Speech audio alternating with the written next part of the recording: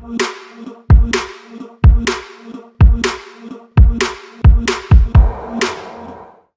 Property நேயர்கள் அனைவருக்கும் வணக்கம். ஸோ நம்ம இந்த வீடியோவில் பார்க்க போகிற பதிவு ரீசெண்டாக நடந்த ஒரு விஷயத்தை தான் நம்ம எடுத்து பேச போகிறோம். அது என்ன விஷயம்னா, இப்போது ரீசெண்டாக செஸ் காம்படிஷன் வந்து நடந்துச்சு. வேர்ல்டு சாம்பியன்ஷிப்னு அதை சொல்லுவாங்க.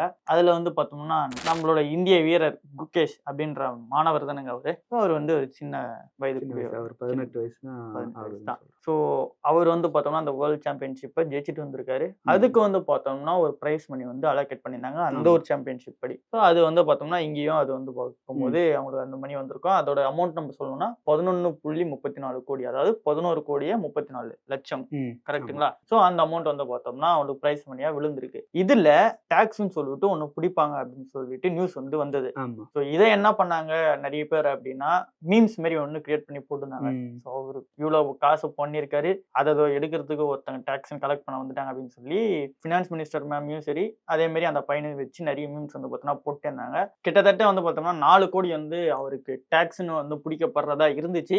அது வந்து பார்த்தோம்னா மீம்ஸ் அந்த ஒரு சோசியல் மீடியா பவரால பிடிக்கப்படலை அப்படின்ற மாதிரி மீம்ஸ் வந்து பார்த்தோம்னா வந்துட்டு இருந்துச்சு. ஸோ இப்போ இதில் என்ன பெரிய கேள்விக்குறியா இருக்கு அப்படின்னா, அவருக்கு அந்த டாக்ஸ்ன்றதை அவங்க உண்மையாவே பிடிப்பாங்களா அப்படின்றதே எனக்கு ஒரு ஃபர்ஸ்ட் ஒரு கேள்வி. அந்த கேள்வி கப்டது இருக்க ரெண்டாவது கேள்வி என்னன்னா, ஓகே அவங்க டாக்ஸ் பிடிக்கல அப்படின்னு சொல்லிட்டு நமக்கு நியூஸ் வரும்போது அது நியூஸ்ல போட்டாங்கன்னு கேட்டீங்கன்னா, ஒரு சில நியூஸ்ல கவர் பண்ணாங்க, ஒரு சில நியூஸ்ல கவரும் பண்ணல. அதாவது மெயின் நியூஸா வரல. அதே மாதிரி அவங்க பிடிக்கல அப்படின்னு சொல்றது ஒரு ஸ்டேட்மெண்ட் மாதிரி சொல்லுவாங்கல்ல, இது வந்து இவங்களுக்கு நாங்க பிடிக்கல, இதுக்கு எக்ஸ்டென்ஷன் கொடுக்குறோம் அப்படின்னு சொல்லி அந்த ஸ்டேட்மெண்ட் எதுவும் ரிலீஸ் ஆகல. சோ இது என்ன அப்படின்றத வந்து கேட்டு தெரிஞ்சுக்கலாம். சார் ஃபர்ஸ்ட் கேள்வி சார், இந்த கிஃப்ட் வின்னிங் சாம்பியன்ஷிப் அப்புறம் எதனா ரிவார்டு நம்ம பிக் பாஸ்க்கு கூட எடுத்துக்கலாமே, பிக் பாஸ் கூட வந்து பார்த்தீங்கன்னா பிரைஸ் மணி ஜெயிச்சாங்கன்னா அது கூட டாக்ஸ் பிடிச்சி தான் கொடுப்பாங்க அப்படின்னு சொல்லி சொன்னாங்க. ஸோ இந்த மாதிரி ஒரு கேமோ ஒரு விஷயத்துல வந்து ஜெயிச்சுட்டு வராங்க, அதுக்கு ஒரு பிரைஸ் மணி இருக்குல்ல, அதுக்கு டாக்ஸ் இருக்கா? கண்டிப்பா. கிஃப்ட் அப்படின்றது இந்த பிரைஸ் மணி இதெல்லாம் சொல்லலாம். அப்படின்னா ஒரு எதிர்பார்ப்பு இல்லாம பிரதிபலன் இல்லாம தர ஒரு விஷயம். அந்த கிஃப்ட்டுக்கும் வந்து டாக்ஸ் இருக்கு. அது வந்து கிஃப்ட் டாக்ஸ் அப்படின்னு சொல்லுவாங்க. ஸோ முன்னாடி வந்து நமக்கு வந்து கிஃப்ட் டாக்ஸ்னே ஒரு ஆக்ட் இருந்துச்சு. அது வந்து 1998ல எடுத்துட்டாங்க. எடுத்ததுக்கு அப்புறம் எந்த கிஃப்ட்டுக்குமே டாக்ஸ் இல்ல அப்படின்னு வந்து அனௌன்ஸ் பண்ணாங்க.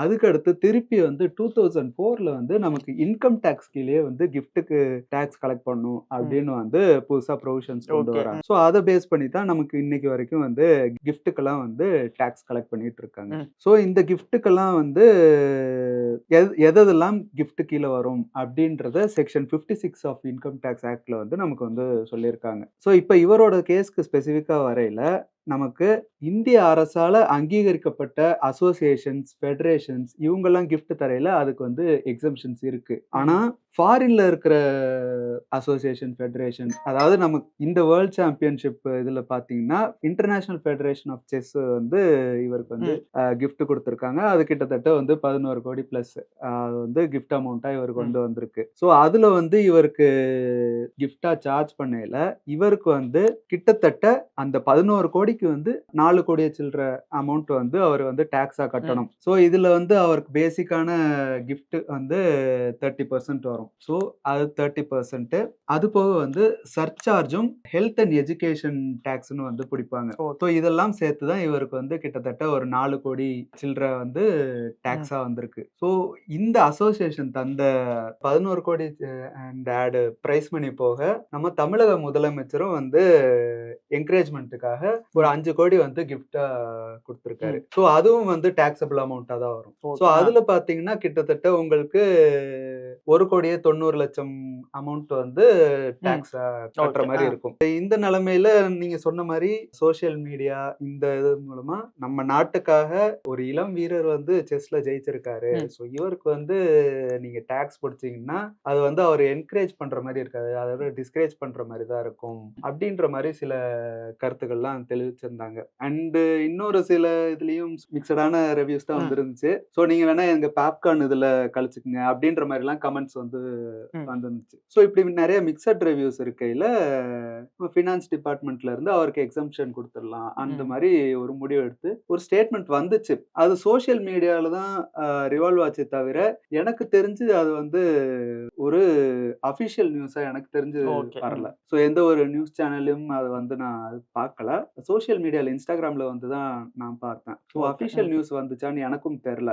ஸோ அப்படி பார்க்கையில இவர் வந்து இப்படி அஃபிஷியல் நியூஸ் வந்துச்சுன்னா எக்ஸம்ஷன் பார்த்தீங்கன்னா கிட்டத்தட்ட அவருக்கு வந்து 5.5 கோடி வந்து டாக்ஸ் எக்ஸம்ஷன் கிடைக்கும். ஸோ டோட்டல் பிரைஸ் மணியா அவருக்கு வந்து கிட்டத்தட்ட 16 சில்லற கோடி வந்து அவருக்கு வந்து கிடைக்கும். ஸோ இவருக்கு சப்போர்ட்டா வந்து மயிலாடுதுறை எம்பி திருமதி ஆர் சுதா அவர்களும் வந்து ஒரு லெட்டர் எழுதியிருக்காங்க. ஸோ நம்ம பிரைம் மினிஸ்டருக்கும் ஃபினான்ஸ் மினிஸ்டருக்கும் லெட்டர் அனுப்பிச்சிருக்காங்க.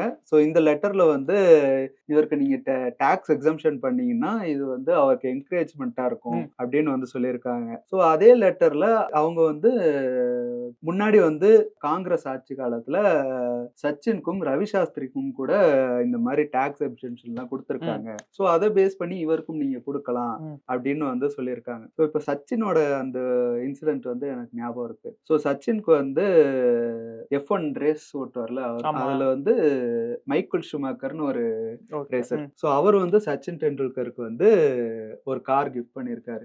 ஸோ அந்த காருக்கு வந்து இம்போர்ட் டியூட்டி கட்டுறது மாதிரி இருக்கும். ஸோ அதை வந்து இவங்க காங்கிரஸ் காலத்துல இவருக்கு வந்து எக்ஸம் பண்ணியிருக்காங்க. ஸோ அந்த ஒரு சம்பவத்தையும் ஹைலைட் பண்ணி பிரைம் மினிஸ்டருக்கும் ஃபினான்ஸ் மினிஸ்டருக்கும் இவங்க வந்து லெட்டர் அனுப்புறாங்க. ஸோ இதுவும் ஒரு குறிப்பிடத்தக்க விஷயம். But at the end of the day official statement வந்ததா எனக்கு எதுவும் தெரியல. ஸோ வந்துச்சுன்னா நான் உங்களுக்கு இன்ஃபார்ம் பண்றேன். சப்போஸ் எனக்கு தெரியல, உங்களுக்கு தெரிஞ்சுன்னா கமெண்ட்ஸ்ல மென்ஷன் பண்ணுங்க, இந்த மாதிரி அஃபிஷியல் ஸ்டேட்மெண்ட்டே வந்திருக்கு அப்படின்றது நானும் பார்த்து தெரிஞ்சுக்கிறேன். ஸோ அதாவது நீங்க ஓவராலா சொல்ல வர்றது என்னன்னா, இப்போ வரைக்கும் அஃபிஷியல் ஸ்டேட்மெண்ட் வரல. எனக்கு தெரிஞ்ச வரைக்கும் வரல. அப்புறம் முதல் கேள்விக்கான பதில் நீங்க என்ன சொன்னீங்கன்னா, எல்லாத்துக்குமே வந்து பார்த்தீங்கன்னா நீங்க சொன்ன மாதிரி இந்த ஃபெடரேஷன் சொல்லிட்டு ஒரு சில விஷயம் சொன்னீங்க. இந்தியாவில் இருக்கிறது வெளிநாட்டில் இருக்கிறது டிஃபரன்ஷியேஷன் பண்ணி காமிச்சீங்க. அப்படி அங்க வரும்போது டாக்ஸ் டிடக்ஷன் கண்டிப்பா இருக்கும் அப்படின்னு சொன்னீங்க. அது நீங்க சொன்ன அமௌண்ட்ல வச்சு பார்க்கும்போது 30% வந்து பார்த்தீங்கன்னா டாக்ஸா வந்து, அதாவது ஒரு அமௌண்ட்டுக்கும் மாறும். நம்ம இன்கம் டாக்ஸ் ஸ்லாப் இருக்குல்ல, சோ அத பேஸ் பண்ணி இது ஒரு அமௌண்ட்டுக்கும் வந்து இந்த பெர்சன்டேஜ் வந்து மாறும். ஓகே, நீங்க சொன்ன எக்ஸாம்பிள் படி பார்த்தோம்னாலும் 30% வந்து பார்த்தீங்கன்னா டாக்ஸ் ரிடப்லாம் இருக்கு. பட் ஓவராலா கன்க்ளூஷன்ல நீங்க சொன்னபோது என்ன சொன்னீங்கன்னா, இந்த மாதிரி டாக்ஸ் எக்ஸம்ஷன் வந்து பார்த்தீங்கன்னா கொடுத்துருக்காங்க. இது முன்னாடி இந்த அதை ஹைலைட் பண்ணி நிறைய பேர் கோட் பண்ணிருக்காங்க. ஸோ அவங்களுக்கு டாக்ஸ் எக்ஸம்ஷன் கொடுக்கலாமா வேணாமான்றது வந்து பார்த்தோம்னா ஃபினான்ஸ் மினிஸ்டர் தான் வந்து பார்த்தீங்கன்னா முடிவு பண்ண வேண்டியதா இருக்கும். ஆனா சில கிஃப்ட் வந்து அவங்க டாக்ஸே கட்ட முடியாது, அந்த மாதிரி எக்ஸம்ஷன்ஸ் இருக்கு. ஸோ இந்த குகேஷோட கேஸ் எடுத்துக்கையில அவங்க வந்து கவர்மெண்ட் வந்து அவங்களா எக்ஸப்ட் பண்ணியிருக்காங்க அப்படின்னு சொல்றாங்க. அண்ட் சில கிஃப்ட்டுக்கு வந்து டாக்ஸே சார்ஜ் பண்ண முடியாது, அந்த மாதிரி சில கிஃப்ட்ஸும் இருக்கு. என்ன மாதிரி கிஃப்ட் அதெல்லாம் பார்த்தோம்னா, நமக்கு மேரேஜ்ல வர கிஃப்ட்ஸ், நமக்கு மேரேஜ்ல வந்து நிறைய பேர் மொய் வைப்பாங்க, கிஃப்ட் எல்லாம் கொடுப்பாங்க. ஸோ அதுல வர இன்கம்க்கு நமக்கு வந்து டாக்ஸ் பே பண்ண தேவையில்ல.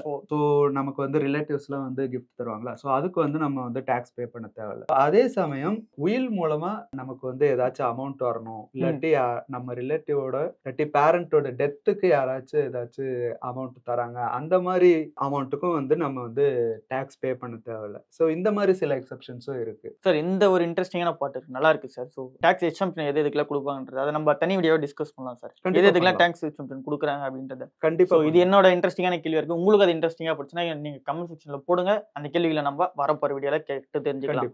ஸோ இதை தவிர்த்துட்டு உங்களுக்கு ஏதாவது வேற டவுட்ஸ் இருக்கு, இல்ல எங்களுக்கு வந்து பார்த்தீங்கன்னா இந்த சில டவுட்ஸ் எல்லாம் இருக்கு, இதை நீங்க கிளாரிஃபை பண்ணுங்க, இல்ல இந்த இடத்துல ஒரு இந்த இன்சிடென்ட் நடந்துருந்துச்சு, ஸோ அதோட ஒப்பீனியன் உங்களுக்கு எப்படி சொல்றீங்க அப்படின்ற மாதிரி கேள்விகள் இருந்தாலும் நீங்க கமெண்ட் செக்ஷன்ல போடுங்க. ஸோ சார் வந்து பார்த்தோம்னா நமக்கு பதில் அளிக்கிறதுக்கு எப்பவுமே ரெடியா தான் இருக்காரு. கேள்விகள் தான் நம்மள்தான் இருக்கணும். ஸோ அந்த கேள்விகளை மட்டும் நீங்க திரட்டி கொடுத்தீங்கன்னா எனக்கு அது கேள்வி கேட்கறதுக்கு யூஸ்ஃபுல்லா இருக்கும். ஸோ இப்போ நீங்க சாரோட டீமை கான்டாக்ட் பண்ணி சில டீடைல்ஸ்லாம் உங்களுக்கு தெரியணும், இல்ல லீகல் கன்சல்டேஷன் வேணும் அப்படின்னா சாரோட டீமை கான்டாக்ட் பண்றது எப்படின்றத சார் இப்போ சொல்லுவாரு. டிஸ்கிரிப்ஷன்ல நம்மளோட மெயில் ஐடி கொடுத்துருக்கோம். ஸோ அந்த மெயில் ஐடிக்கு உங்க queries along with your phone number போட்டு அனுப்புங்க. எங்க லீகல் டீம் உங்களுக்கு தேவையான லீகல் அசிஸ்டன்ஸ் கொடுப்பாங்க. உங்களுக்கு ப்ராப்பர்ட்டி ரிலேட்டடான queries மட்டும் இல்லாம வேற ஏதாச்சும் லீகல் queries இருந்தாலும் எங்க லீகல் டீமை நீங்க அணுகலாம். அவங்க உங்களுக்கு தேவையான லீகல் அசிஸ்டன்ஸ் கொடுப்பாங்க. ஸோ மறக்காம அந்த விதத்தில் நீங்க டீமை நீங்க வந்து பார்த்தீங்கன்னா அணுகிக்கலாம். அதே மாதிரி நம்மளோட வீடியோஸ் பிடிச்சிருந்துச்சு அப்படின்னா சப்ஸ்கிரைப் பண்ணிட்டு லைக் பண்ணிட்டு ஷேர் பண்ணி விட்டுருங்க. இன்னும் நிறைய பேர் சப்ஸ்கிரைப் பண்ணா பார்த்துட்டீங்க, அவங்களாம் சப்ஸ்கிரைப் பண்ணி பாருங்க. அப்பதான் நம்ம சேனல்ல போற வீடியோஸ் வந்து பார்த்தீங்கன்னா எல்லாருக்கும் பாப்பப் ஆகும், அவங்களுக்கும் யூஸ்ஃபுல்லா இருக்கும் இந்த கண்டென்ட்ஸ்லாம் போய் சேர்றதுக்கு. ஸோ இது இன்ட்ரெஸ்டிங்கா போட்டுச்சு அப்படின்னா அதெல்லாம் கண்டிப்பா நீங்க பண்ணுவீங்க நம்புறோம். ரொம்ப நன்றி சார், உங்க நேரத்தை ஒதுக்குங்க. நன்றி.